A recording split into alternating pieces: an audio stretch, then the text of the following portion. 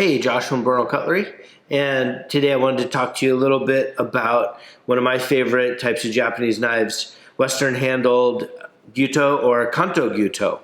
And the name Kanto Gyuto doesn't get used so much anymore, but it refers to the fact that these Gyutos originated in the Tokyo area and the Kanto area. And here's an old one from Masakane, and it's marked Yokohama. So this is from when they were making knives outside of Tokyo and Yokohama.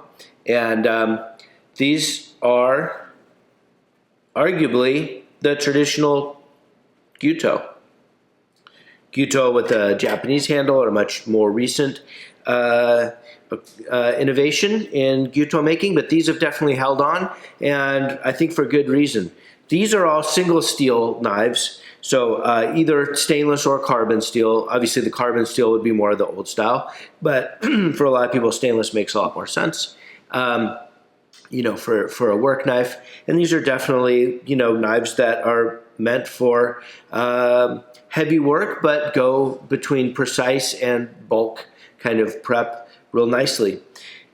Sizes that, typically I think are the most commonly used would be, between 180 and 270 millimeter. And that's a pretty big jump, and they go bigger than 270, obviously. Gyuto, the name, does kind of suggest that they're used for butchery, for cutting beef. Gyu is the Japanese word for cow, and they definitely have this in their history, and they definitely get used for cutting Wagyu and whatnot, but they really are a stand-in for what a Western-style chef's knife is for, and, vegetables and boneless proteins, essentially. So Japanese professional kitchens, of all different kinds of kitchens, you'll see a Kanto Gyuto in the back room somewhere. Usually that's a knife that gets used for, some stage of the prep work, and it makes a lot of sense because you can do tons of work with them.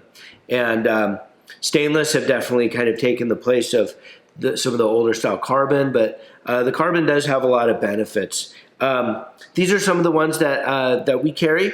We get lots of other Kanto style Gyuto as well, but we like to keep a variety around. They do come in different weights, and we're talking about knives that are single steel, so these aren't layered steels. So there's lots of Western-handled knives that have a laminated blade, and we're kind of excluding them here for the purpose of Kanto Gyuto. But ranging from like a really thin, light ashi, and these have a really fine grind on them. They're lightweight, and they're made in the old style. Mr. Ashi, when he was first getting started in the 60s, visited the Masakane factory to see what they were doing. He's come up with his own techniques as well, but is also kind of part of the trajectory of Japanese knife making that goes back to this maker Masakane and older. This style of knife making was definitely influenced by European knives and by European knife making, and the Japanese took that and applied their own sensibilities to it with their treatment of the steel and choices of steel. They're harder, they're thinner than a typical Western knife, but the fine hand ground blade of these is definitely going to be a lot like some of the really nice older Western knives, old handmade Western knives from outside Japan, have a thin grind oftentimes. A really nice thing about a hand ground blade that has some convexity to it is that your food release is going to be really smooth and easy. So you don't get a lot of sticking on the sides of the blade. The little grantins or grinds that are put on the sides of blades are typically a product of flat ground blades that tend to stick and things stick to them. So that's not really necessary on these. You'll find that there's some that have a more right-hand bias, and some edges are right-hand ground. That's easy to remedy if you're lefty. However, there are some knives that have just inherently right-handedness. They're not single bevel, but like this Hitohira KH here, this, if you're right-handed and you're holding the knife, the outside, the side away from your body. This would be the inside. The outside is ground with more convexity. So this inside here is a little flatter than the outside. And the way that you can assess what kind of, and this might be hard to see here, I'm putting a flat card. There's a first free sharpening card. You get one of those with every knife purchase at Bernal Cutlery, by the way. Put that on the side of your blade and you'll see what kind of convexity you have. So here I'm putting this on the outside of this KH and I can see the gap that's forming behind the edge at the card.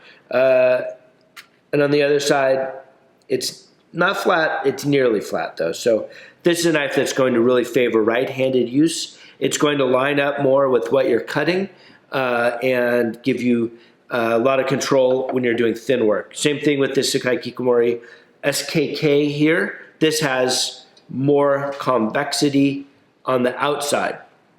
But then we go to the Hitohira OKD, and this one is pretty symmetrical, how much convexity is on each side of the blade.